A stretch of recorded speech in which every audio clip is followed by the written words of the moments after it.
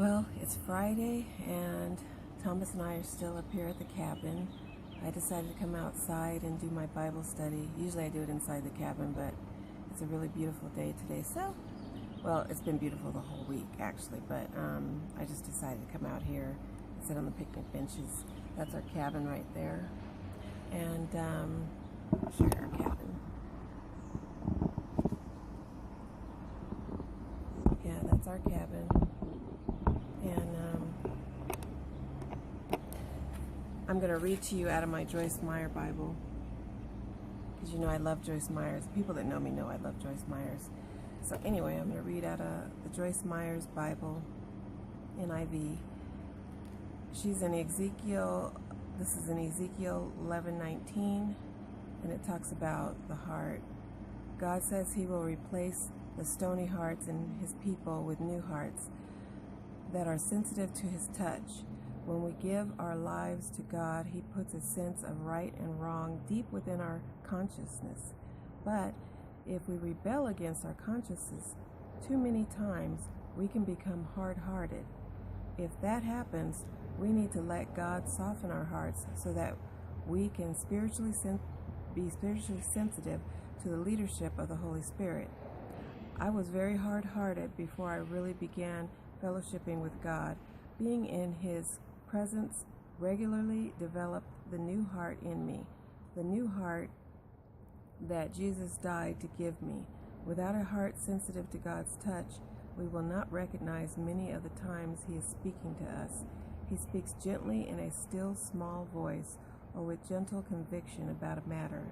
Those who are hard-hearted and busy doing their own thing will not be sensitive to God's voice. I am grateful that He has softened my heart with His word, because a hardened heart cannot receive the blessings He wants to give.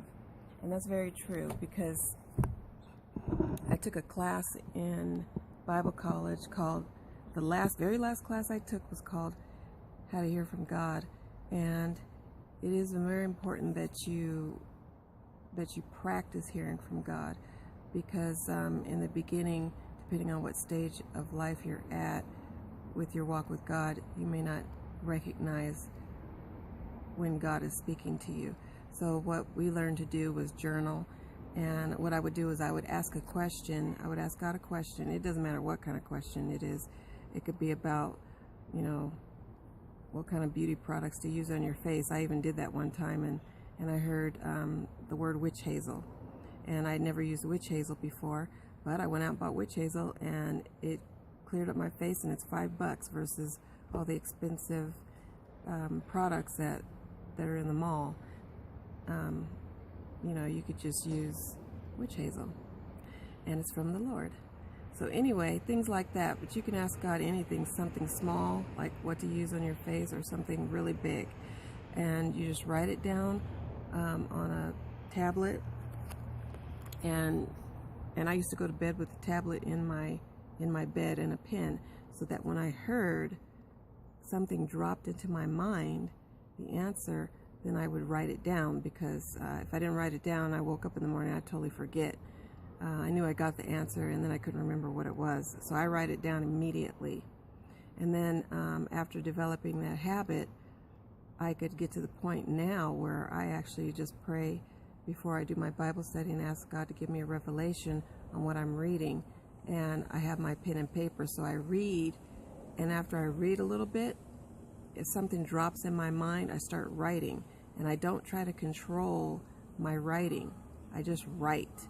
And you have to get yourself out of it, because you'll be trying to write and trying to say, well, that doesn't make sense, let me go ahead and write it. But you don't do that. You write whatever comes to your mind, and you just let it flow, and don't worry about whether it makes sense or not, because when you do it that way, that you're allowing God to write your words for you.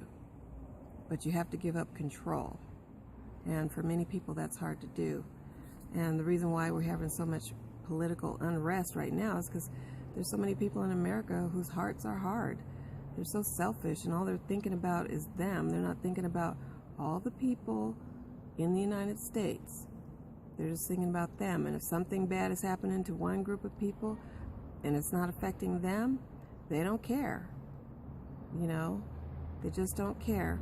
And if you want God to soften your heart, you're just going to have to pray and ask Him to soften your heart, and then try to do things right, and not look at things just from a me perspective. You have to look at what's good for the community and what's good for the country, and not just what you think is good, because what you think is good personally may not be good. So we have to wait on the Lord and let the Lord lead us and lead our steps.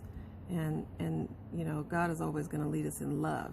He's not going to do something that's evil. So if you're thinking about anything that's not right against other people, then that's not coming from God, because God is always going to work in love. And that's it for today. We're going to go to Big Bear. This is our third day. We did Crestline. We're actually in Crestline right now. Our cabin's in Crestline. And we visited Lake Arrowhead. And then today we're going to visit Big Bear. And that's it for now. Talk to you soon. Love you. Bye.